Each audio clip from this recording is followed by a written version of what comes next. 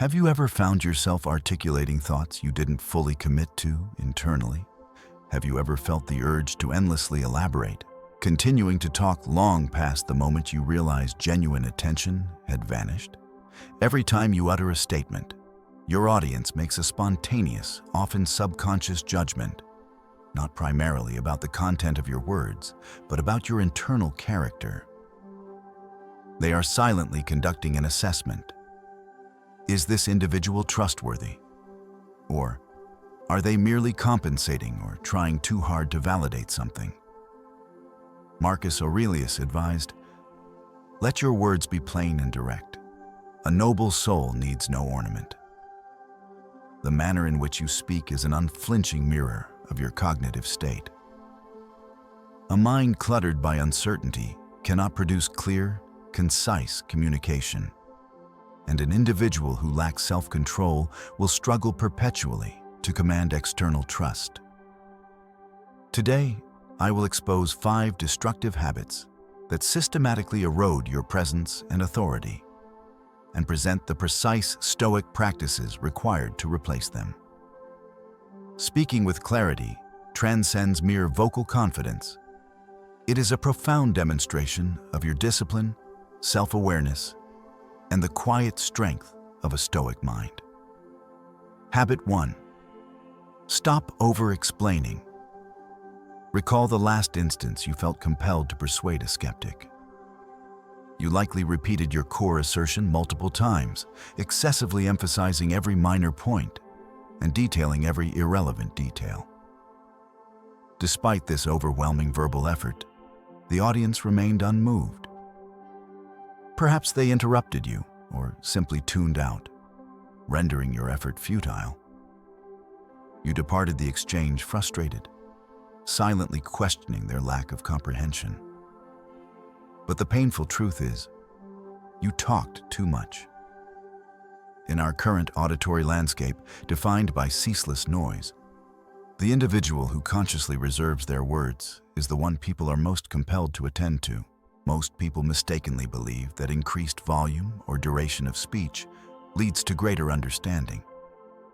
The reality is the opposite. The more you speak, the more you inadvertently broadcast your underlying uncertainty.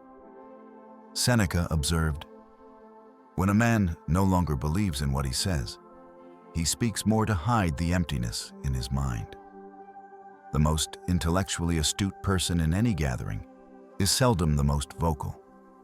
In fact, they often contribute the absolute minimum necessary.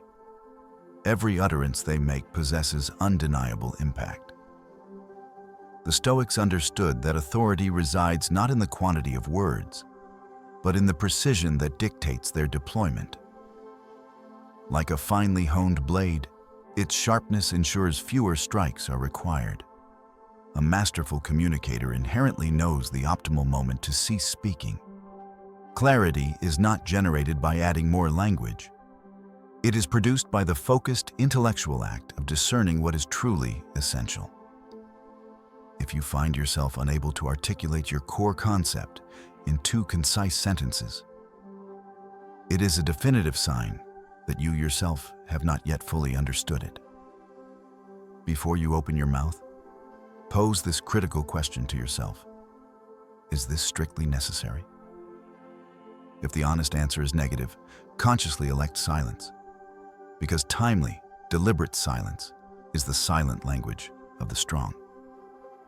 Habit 2. Stop your unconscious nervous habits. You can deliver flawlessly constructed, intelligent speech, but if your physical body is compromised, if your hands are fidgeting, your head is habitually lowered, or your fingers nervously touch your hair, your underlying wisdom will be entirely lost on the listener. Body language is the silent truth, a reality your conscious mind struggles to suppress. Epictetus offered this insight. No man needs to say, "I am confident," if his posture already says it for him. Imagine the psychological effect of a military general entering a room. He requires no verbal introduction. His presence is immediately felt. The steadiness of your physical form is a direct mirror of the steadiness of your mind. If your objective is to cultivate external trust, your primary task must be the mastery of your body. Eliminate nervous hand twisting and rapid jerky movements. Control the impulse to habitually lower your head. Deliver your speech at a deliberate, slow pace. Insert planned pauses immediately following your most significant statements. This intentional use of silence does not signify weakness. It grants your statements gravity. The Stoics revered the body as the temple of the soul. If the mind is cast as the charioteer, the body serves as the horse. When the horse panics, the entire system collapses. Cultivating a strong, composed posture achieves more than external respect. It fundamentally alters your belief in yourself. Habit 3. Stop waiting for permission to lead. One of the most immediate indicators of underlying weakness is the constant need for external agreement or validation. Confident individuals operate without seeking permission to exist or act. Their authority is established through action. A significant error, particularly common among younger individuals, is the passive expectation of recognition. They wait to be officially selected. They remain idle until an authority figure grants them permission. You are now authorized to do this. But the stark reality is that opportunity refuses to wait. Marcus Aurelius advised in Meditations, "Do not wait for someone to show you the right path. Act as if you already know it." You possess no requirement to be formally appointed a leader. You assume the mantle of leadership the instant you take psychological and moral responsibility. A Stoic recognizes this. Authority is not bestowed by others.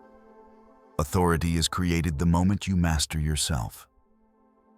Therefore, eliminate the hesitant phrase, "Can I say something?" Replace it with the assertive declaration, "I have something important to share." This represents a minor verbal alteration, but a massive psychological shift in your commanding presence. Practice this. When disorder arises, do not hesitate, organize. When others default to silence, be the individual who articulates solutions. When fear is palpable, be the calm, rooted figure. In those crucial moments, you are not merely speaking, you are leading. Habit 4. Don't run from the truth. Face reality and difficult conversations with the resolute bearing of a Stoic warrior. The conscious avoidance of truth is the shortest possible path to the erosion of respect, both from others and, critically, from yourself. Many people consistently choose silence when honesty is required. They are paralyzed by the fear of causing offense, the anxiety of being disliked, or the dread of confrontation. However, that immediate silence imposes a far greater long-term cost. Seneca powerfully stated, "He who does not dare to speak the truth cannot live truthfully with himself." A Stoic does not seek out unnecessary conflict, but he refuses to hide from necessary confrontation. Truth is never birthed in contrived peace. It is born in courage, the courage to articulate what is right, even when it results in you standing completely alone. If a correction is necessary, deliver it calmly. If someone attempts to offend you, interpret the event as valuable mental training. And when something is fundamentally wrong, assume the initiative to name it. Do this without shouting, without unnecessary challenge. Just clarity, honesty, and unwavering composure. That is the definitive method by which a Stoic mind masters the dynamics of a conversation, not by evading difficulty, but by mastering the confrontation. Habit 5. Stop being emotionally unstable. No person can fully trust an individual whose emotional state fluctuates unpredictably like the weather. One day defined by composure, the next by explosive fury. This volatility compels others to maintain a safe, psychological distance. You might possess immense talent, high intelligence, and be productively capable. However, if your mood constantly oscillates between inner peace and external chaos, complete trust will remain permanently elusive. Marcus Aurelius offered this indelible image. Be like the rock against which the waves crash. It stands firm, and the raging sea falls still around it. Emotional stability represents an invisible, potent form of power. People experience a profound sense of safety in your presence. They know you will not spontaneously explode or overreact. They trust that you refuse to be dragged into reactive impulse or anger. A Stoic leader consciously avoids allowing the weather of his soul to corrupt the climate of those surrounding him. He intentionally moderates the internal storm to maintain peace for everyone else. Practice this diligently. When emotions begin to surge, do not react, observe. When others lose their temper, intentionally lower your voice and slow your actions. Every morning, engage in this mental preparation. Today, I will inevitably encounter the ungrateful, the selfish, and the foolish. But none of them, regardless of their actions, will make me lose command of myself. This is Stoic leadership distilled. Authority achieved not through external power, but through unyielding composure. The art of living louder. The act of speaking effectively is fundamentally the art of self-mastery. A clear, resonant voice is not an accident. It is the direct audible reflection of a disciplined, clear mind. Confidence originates from the inner knowledge of what deserves to be said, and equally important, what deserves silence. And genuine, lasting influence flows not from the sheer volume of your voice, but from the unshakable strength of your presence. Remember this immutable code.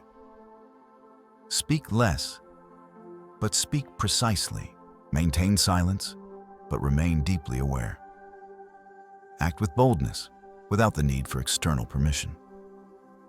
Epictetus declared, "Let your words be the reflection of your actions, and your actions the proof of your words."